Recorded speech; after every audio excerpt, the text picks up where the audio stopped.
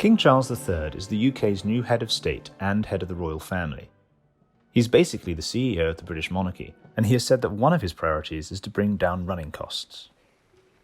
Last year, the monarchy cost the government roughly £102 million, the equivalent of $117 million, according to the palace's annual financial report.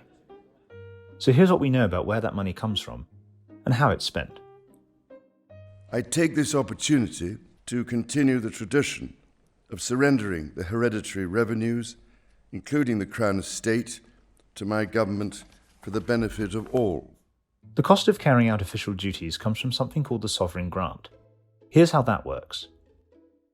In the 1700s, the monarchy handed over revenues from swathes of land known as the Crown Estate to the government. These days, the Crown Estate makes money on a range of assets from retail property to golf courses and even offshore wind farms. And every year, the government pays a percentage of the profits made on those assets back to the monarchy. Last year, it totaled $99.6 million. In addition to their vast private wealth and income from investments, which are not included here, the monarchy also received $11.4 million from royal palace admissions and rental properties. This slice of income was used to supplement the grant.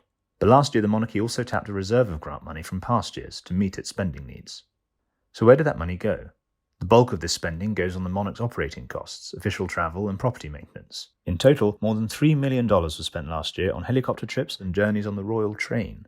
And 10 times more than that was used to employ about 1,000 people, from footmen to florists, who make up the royal household, headquartered at Buckingham Palace. The palace itself has high running costs, and money spent on renovating it rose 41% from the previous year. A 10-year project to refurbish Buckingham Palace is forecast to cost around $426 million, according to the last financial report. And there are costs we don't know. Some royal watchers say the bill is higher than stated because of the costs of police protection for the family, and the cost of the Queen's funeral couldn't immediately be determined. How this money is spent is particularly pertinent at a time when people are voicing concerns about soaring energy bills, and inflation in the UK is at its highest in 40 years.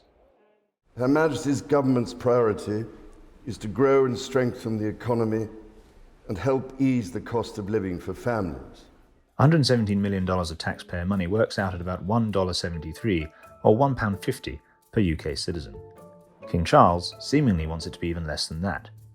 Demonstrating that the monarchy is good value for money is more difficult in tougher economic times, and Charles's plans are part of a careful balancing act deftly performed by his mother for 70 years. Now it's his turn to walk that tightrope.